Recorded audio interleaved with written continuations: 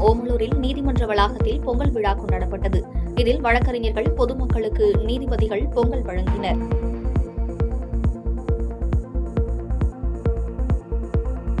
பொங்கல் திருநாளை ஒட்டி தருமபுரியில் பல வண்ணங்களில் கோலப்பொடிகள் தயாரிக்கும் பணியில் தொழிலாளர்கள் தீவிரமாக ஈடுபட்டு வருகின்றனர். தருமபுரி, பழைய தருமபுரி, ஏகொள்ள அல்லி, குண்டல்பட்டி, சவுலூர் உள்ளிட்ட இடங்களில் குடிசை தொழிலாக 50க்கும் மேற்பட்டோர் 10க்கும் மேற்பட்ட வண்ணங்களில் கோலப்பொடிகளை தயாரித்து விற்பனை செய்து வருகின்றனர்.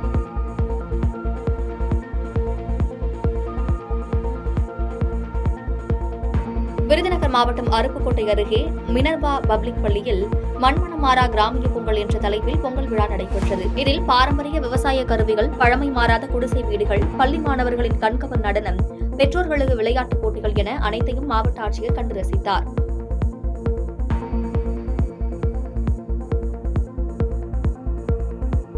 கன்னியாகுமரி மாவட்டம் நாகர்கோவிலில் பொங்கல் பண்டிகைக்கு தேவையான கிழங்கு வகைகள், காய்கறி மற்றும் பழ வகைகள் சிறப்பு கண்காட்சி விற்பனை நடைபெற்றது. ஒரே இடத்தில் கரும்பு முதல் மண்பானை வரை பொங்கல் சிறப்பு அத்தியாவசிய பொருட்கள் கிடைப்பதால் பொதுமக்கள் ஏராளமானோர் வருகை தந்து வாங்கி சென்றனர். மேலும் விவசாயிகளை ஊக்குவிக்கும் விதமாக உள்ளூர் விவசாயிகளிடமிருந்து நேரடி கொள்முதல் செய்து விற்பனையில் ஈடுபட்டுள்ளதாகவும் கடை உரிமையாளர்கள் தெரிவித்தனர்.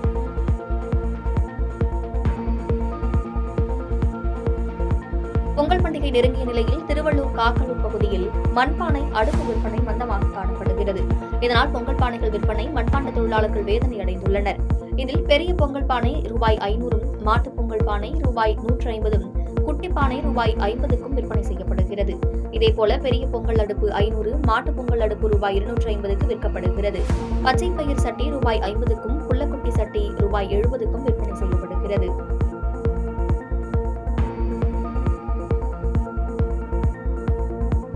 திருப்பூர் மாவட்டத்தில் பனியன் தொழிலில் ஏராளமான தொழிலாளர்கள் ஈடுபட்டுள்ள நிலையில் அவர்கள் சொந்த ஊர்களுக்கு செல்ல பேருந்து நிலையத்தில் குவிவர்.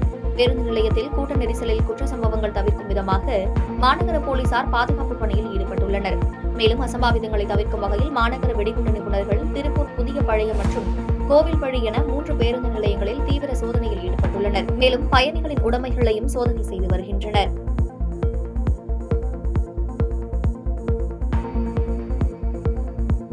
பொங்கல் பண்டிகையை ஒட்டி போச்சப்பள்ளி வாரசந்தையில் 6 கோடிக்கு ஆடுகள் விற்பனையானது. கூடுதல் விலைக்கு ஆடுகள் விற்பனையானதால் விவசாயிகள் மகிழ்ச்சியடைந்தனர்.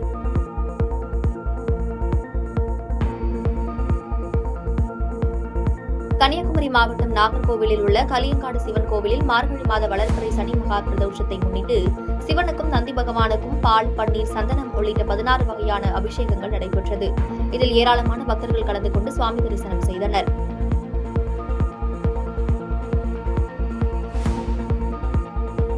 மதுரை மாவட்டம் அவனியாபுரத்தில் ஜல்லிக்கட்டு நடைபெற உள்ள நிலையில் காளைகள் வாடிவாசலில் இருந்து வெளியேறிய பிறகு தப்பி செல்லாமல் இருக்க 1.8 கிலோமீட்டர் தொலைவிற்கு இரும்பு தடுப்பு வேலி அமைக்கும் பணி தீவிரமாக நடைபெற்று வருகிறது.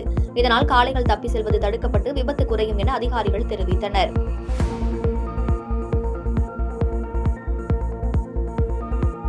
பொங்கல் பண்டிகையை கொண்டாடுவதற்காக அனைவரும் அவரவர் சொந்த ஊர்களுக்கு செல்வதற்காக கோவை ரயில் நிலையம் மற்றும் காந்திபுரம், சிங்காநல்லூர் பேருந்து நிலையத்தில் அதிக அளவில் குவிந்து வருகின்றனர்.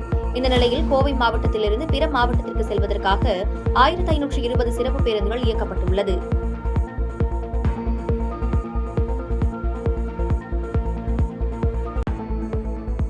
நாகப்பட்டினம் மாவட்டம் புத்தூரில் உள்ள கார்த்திகேயன் நர்சிங் கல்லூரி வளாகத்தில் தமிழர் திருநாளாம் பொங்கல் விழா சிறப்பாக நடைபெற்றது.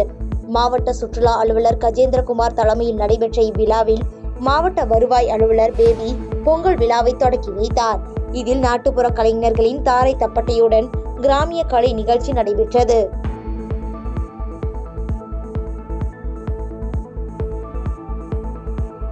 திருநெல்வேலி மாவட்டம் அம்பாசமுத்திரம் ரயில்வே கேட் அருகே உள்ள புறக்காவல் நிலையம் திறப்பு விழா நடைபெற்றது. இவ்விழாவில் நெல்லை மாவட்ட காவல் கண்காணிப்பாளர் சிலம்பரசன் கலந்து கொண்டு குத்துவிளக்கு ஏற்றி வைத்து புதிய புறக்காவல் நிலையத்தை திறந்து வைத்தார்.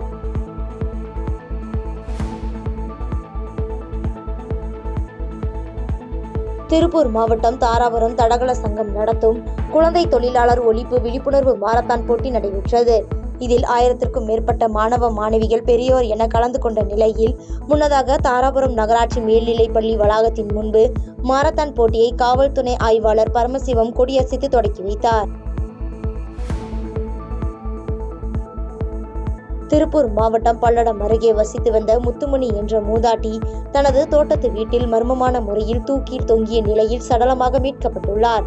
தொடர்ந்து மூதாட்டியின் சடலத்தை மீட்ட அவினாசி பாளையம் போலீசார் வழக்கு பதிவு செய்து விசாரணை மேற்கொண்டு வருகின்றனர்.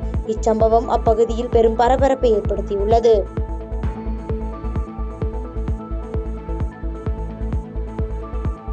திண்டுக்கல் மாவட்ட அமைச்சர் கபடி அசோசியேஷன் சார்பில் GDN கலை கல்லூரியில் மாவட்ட அளவிலான சீனியர் சாம்பியன்ஷிப் கபடி போட்டி நடைபெற்றது. இதில் கலந்து கொள்வதற்காக திண்டுக்கல் மாவட்டத்தில் இருந்து 60க்கும் மேற்பட்ட அணிகள் கலந்து கொண்ட நிலையில் சேலத்தில் நடைபெற உள்ள மாநில அளவிலான சீனியர் கபடி போட்டிக்கு திண்டுக்கல் மாவட்டம் சார்பில் கலந்து கொள்ள வெற்றி பெறும் அணிகளில் இருந்து சிறந்த வீரர்கள் 12 பேர் தேர்ந்தெடுக்கப்படுவது குறிப்பிடத்தக்கது.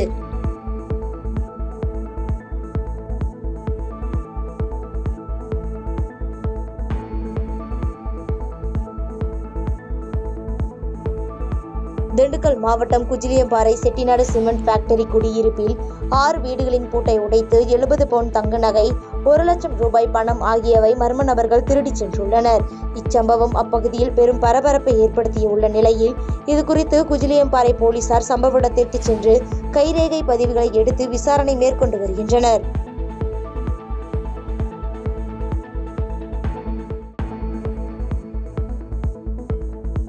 திண்டுக்கல் மாவட்டம் பழனி அருகே கூர்மையான ஆயுதம் வைத்து வீடியோ எடுத்து சமூக வலைதளங்களில் பதிவு செய்த பாஜக இளைஞரணி ஒன்றிய தலைவர் மீது வழக்கு பதிவு செய்த போலீசார் அவரை கைது செய்தனர். முன்னதாக அவர் சாலையில் காவல்துறையிடம் வாக்குவாதத்தில் ஈடுபட்டதால் அங்கு பரபரப்பு ஏற்பட்டது.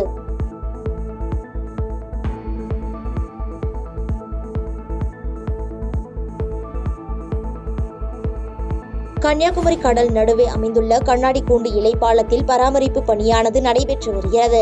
இதனால் 3 நாட்கள் கண்ணாடி கூண்டு பாலத்தில் நடந்து செல்ல தடை விதிக்கப்பட்டுள்ளது என பூம்புகார் கப்பல் போக்குவரத்து கழக நுழைவாயிலில் பதாகை வைக்கப்பட்டுள்ளது. இதனால் சுற்றுலா பயணிகள் ஏமாற்றம் அடைந்துள்ளனர். கேரளாவில் இருந்து ஹோட்டல் கழிவுகளை ஏற்றிக்கொண்டு வாகனம் ஒன்று குலசேகரம் அருகே வந்தபோது வாகனத்தில் இருந்து துர்நாற்றம் வீசியதால் பொதுமக்கள் அந்த வாகனத்தை சிறைப்பிடித்தனர். பின்னர் குலசேகரம் போலீசாருக்கு தகவல் கொடுத்ததன் அடிப்படையில் வாகனத்தை பறிமுதல் செய்த போலீசார் ஓட்டுநரை பிடித்து விசாரணை நடத்திய போது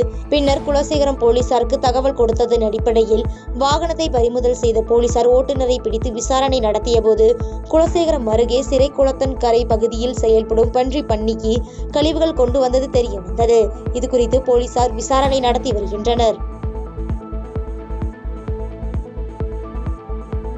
சேலம் மாவட்டம் எடப்பாடியை அடுத்த பூலாம்பட்டியில் தமிழ்நாடு அரசு ஊழியர் சங்கத்தின் சேலம் மாவட்ட செயற்குழு கூட்டம் மாநில செயலாளர் ஸ்ரீனிவாசன் தலைமையில் நடைபெற்றது. இக்கூட்டத்தின் முடிவில் பத்திரிகையாளர்களை சந்தித்த தமிழ்நாடு அரசு ஊழியர் சங்கத்தின் மாநில பொதுச் செயலாளர் ஸ்ரீனிவாசன் தமிழக அரசு தேர்தல் நேரத்தில் அறிவித்த வாக்குறுதிகளை உடனடியாக நிறைவேற்றி தர வேண்டும் என கோரிக்கை விடுத்து பேசினார். பாதகம் செய்பவரை கண்டால் நாம் பயம் கொள்ளலாகாது பாப்பா. மோதி மிதித்து விடு பாப்பா, அவர் முகத்தில் உமிழ்ந்து விடு பாப்பா. அண்மை செய்திகளை உடனுக்குடன் தெரிந்து கொள்ள இணைந்திருங்கள் எம் நாடு தொலைக்காட்சியுடன்.